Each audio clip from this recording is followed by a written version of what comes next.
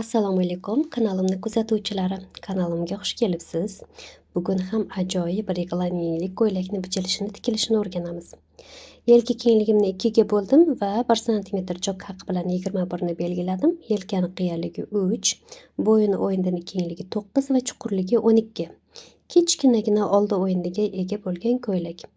Klientimiz biroz to'lachadan kelgan qiz. Ko'krak uzunligi 25 edi, 26 qilib oldim. Ko'krak alanamiz 106, to'rga bo'ldim, 2 sm masofa qo'shib oldim.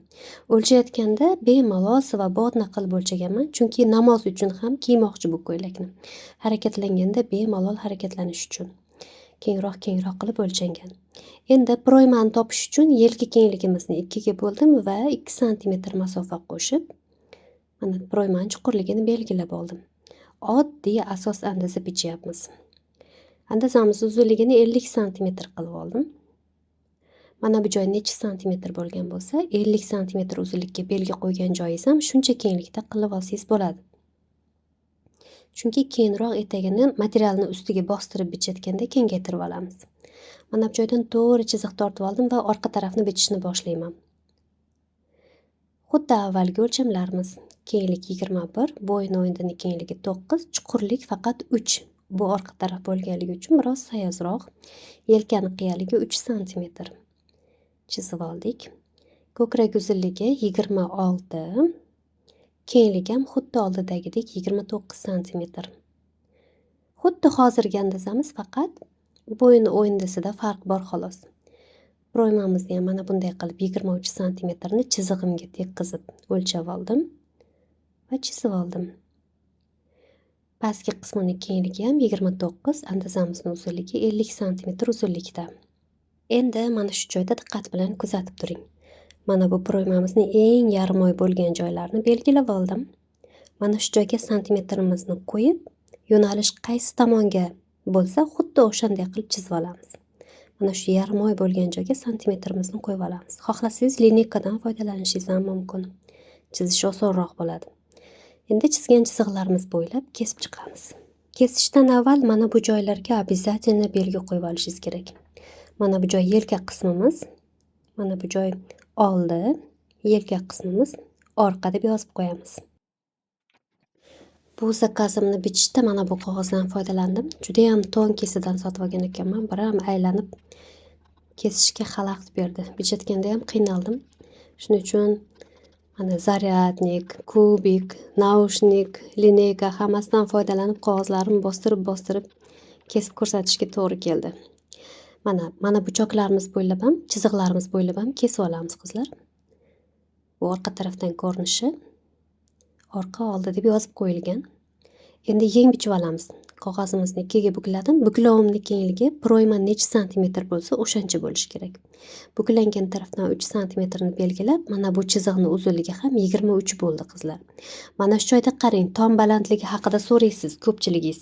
Agar mana shu usulda yeng bichsangiz, tom balandligi bichayotgan razmeringizga moslanib o'zi avtomatik hosil bo'ladi qizlar. Nechinchi razmerga necha santimetr tom balandligi qilish kerak degan savollaringizga mana shu andaza javob beradi. Mana shu usul, yengni shu usulda bichsangiz, shu usul javob beradi. Yengimizning uzunligini 60 sm qilib oldim. Bu chok haqlari bilan. Yengimizning uchun kengligini 17 qildim. Biroz klyosh bo'lsin dedi. Hozir mana klyosh yeng qilib hosil qilib olamiz. O'rtasini biroz ichkariga kiritamiz-da, yakuniy qismini ozgina klyoshga o'xshatib qo'yamiz. Bu yengimiz hali asos. Bu yengimizni ham o'zgartiramiz. Buni jarayonda ko'rib olishingiz mumkin.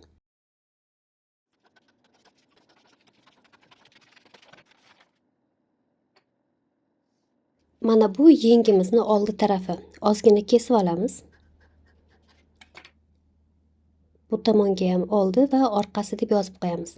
Mana bu qiyalangan joyga yelka qismimizdan chiqqan mana bu bo'lagimizni yopishtirib olamiz. Mana bu belgi qo'yilgan taraf yelkani kesayotganimizda zigzag qilib kesib olgan tarafimiz qizlar. Mana qarang, bu tomonda yaxshiroq ko'rindi.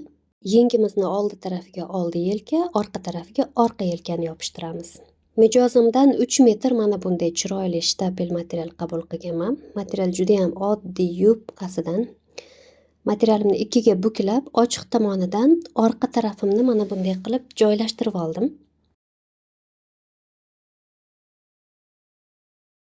Qizlar, mana bu joyda ko'krak uzunligi 26 santimetr deb belgi qo'yganmiz qog'ozimizga.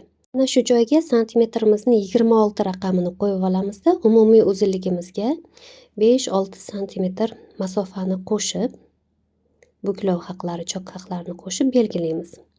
Etak kengligini 40 santimetr qildim. Eslatib o'taman, mijozimning ko'krak aylanasi 106 santimetrga teng. 106 santimetrga teng bo'lgan ko'krak aylanaga ega klientimni etak kengligini 40 santimetr qildim. Ikkinchi tarafdan, mana buklangan tarafdan, yopiq tarafdan materialimni, andazamni oldi tarafini qo'yib oldim. Bu tomonda ham umumiy uzunlikni o'sha ko'krak uzunligiga 26 ga qo'yilgan belgidan boshlab belgilab olishingiz mumkin. Xuddi orqasini umumiy uzunligini belgilagandek. Bu tarafimizda ham etagimizning kengligini 40 santimetr qilib belgilab oldim va mana bu joydan boshlab kengaytirdim. Mijozim qomatim umuman bilinmasin degan uchun mana shunday kengaytirdim. Если что, beldan ham kengaytirish mumkin.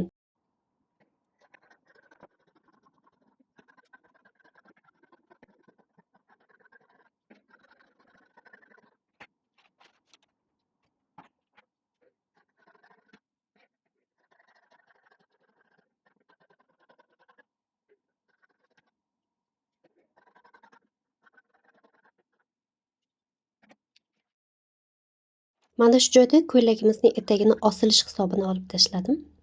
Bu osilish hisobi har qanday materialda har xil chiqadi. Buni bitgandan keyin yana osilsa agar olib tashlashimiz mumkin bemalol. Endi mana bu ortgan materialimizdan ikkiga qatlangan holatda turibdi. Ochiq tomonidan yeng bichib olamiz qizlar. Yengimizni avvalroq tayyorlab olgan andazamizdan foydalanib bichamiz. Mana bunday qilib tekislab yoyib oldim. Va butun chekkalariga aylantirib 1 santimetrdan chok haqi berib kesib chiqdim.